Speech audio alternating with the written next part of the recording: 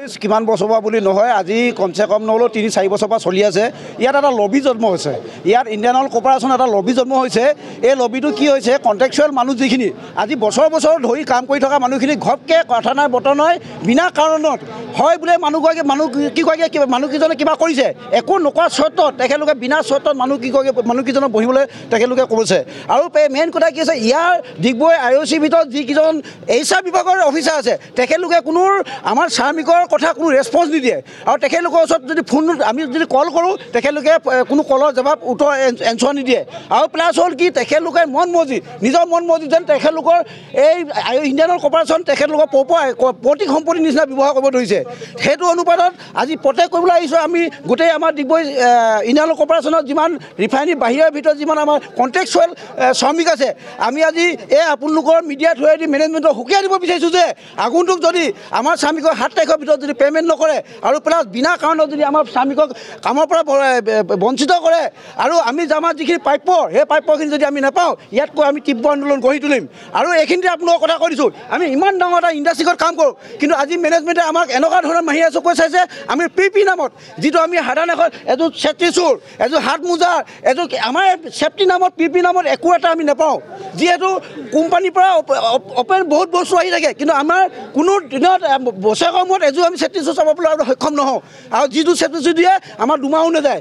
গতিকে আমি আপোনালোকৰ মিডিয়া থ্ৰুৱেদি মেনেজমেণ্টক সুকীয়াই দিব বিচাৰিছোঁ যে অতি শীঘ্ৰে আমাৰ এই দাবীবিলাক যদি তেখেতলোকে সন্মত নহয়, আমি ইয়াতকৈ তীব্ৰ আন্দোলন কৰি দিম। আজি আমি এই ভাৰতীয় ঠিকা মজদুৰ ইউনিয়ন আৰু CI2 ইউনিয়নে যৌথ হিচাপত যিটো আমি কাৰ্যসূচী লৈছোঁ, এই কাৰ্যসূচী পৰৱৰ্তী চলি থাকিব। যদি আমাৰ এই ডিমাণ্ডকেইটা তেখেতলোকে ফলপ্ৰসূ নকৰে, আজি আমি তেখেতলোকক মেম'ৰিয়েল ছাবমিট কৰিম।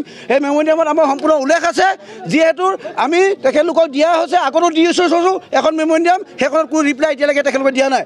সেইটো অনুপাতত আমি ইয়াতকৈ তীব্ৰ আন্দোলন কৰি ভৱিষ্যতে আমি হয়তো ডিগবৈ ৰিফাইনেৰী সম্পূৰ্ণৰূপে বন্ধ কৰি দিবলৈ আমি বদ্ধ পৰিকৰ হ'ম। ধন্যবাদ।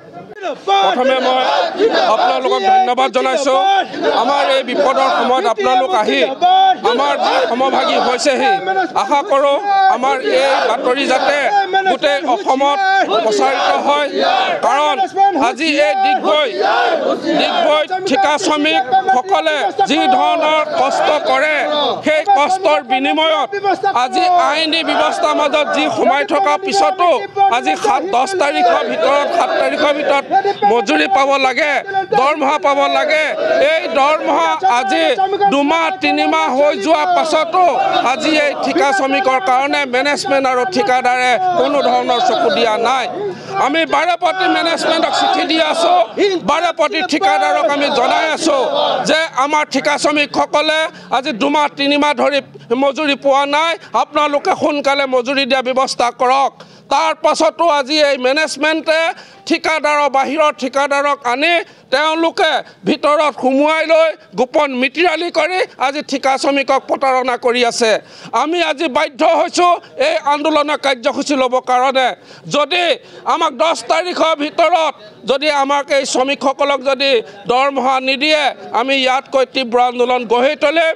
আজি স্পষ্টভাৱে আজি মেনেজমেণ্টক জনাই দিব বিচাৰিছোঁ, যদি এই ঠিকা শ্ৰমিকসকলক প্ৰতাৰণা কৰি থাকে, এই মাহিয়াই চকুৱে যদি চাই থাকে, তেতিয়াহ'লে আমি মিনাৰেল অইল ৱৰ্কাৰ্ছ ইউনিয়ন আৰু BTM ইউনিয়ন আমি কেতিয়াও বহি নাথাকোঁ। ইয়াতকৈ আমি ভয়ংকৰ আন্দোলন গঢ়ি তুলিম।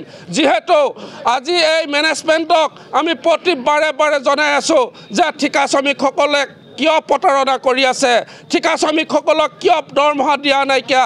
আজি এনেকুৱা ধৰণৰ কথা শুনিছোঁ, মেনেজমেণ্টে এখন 60জনৰ লিষ্ট বনাই ৰাখিছে। এই 60জনক তেওঁলোকে যিকোনো প্ৰকাৰে কামৰ পৰা উলিয়াই দিব। আজি এই জেনেৰেল অফিচত কাম কৰি থকা কিছু শ্ৰমিকক শনিবাৰলৈকে কাম কৰাৰ পিছত তেওঁলোকক শনিবাৰৰ কাম নাইকিয়া কৰি দিব।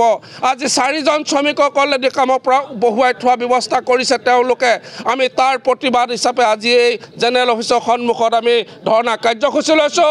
যদি সোমবাৰৰ ভিতৰত এই সমস্যাকেইটা যদি সমাধান নহয়, তেতিয়াহ'লে ডিগবৈত আমি দল সংগঠন লগত লৈ আজি আমি দুখন ইউনিয়ন ধৰণে যি ধৰণে প্ৰটেষ্ট কৰিছোঁ আমি সকলো ৰাইজক লগত লৈ কিন্তু ইয়াতকৈ আমি ভয়ংকৰ আন্দোলন গঢ়ি তুলিম যদি আমাৰ কথা শুনিবলৈ নিবিচাৰে তেতিয়াহ'লে আমি ইয়াতকৈ কিন্তু আন্দোলন গঢ়ি তোলাত আমি প্ৰস্তুত হৈ আছোঁ আৰু লগতে এটা কথা জনাই থ'ব বিচাৰিছোঁ যিকোনো প্ৰকাৰে আমাক যিকোনো কাৰণত ঠিকা শ্ৰমিকক কামৰ পৰা বহুৱাই দিয়া নহ'ব যদি এনেকুৱা যদি পদক্ষেপ মেনেজমেণ্টে যদি লয় তেতিয়াহ'লে ইউনিয়নৰ লগত যিকোনো কাৰ্যসূচীৰ ক্ষেত্ৰত মুখামুখি হ'বলৈ সাজু হৈ থাকক ধন্যবাদ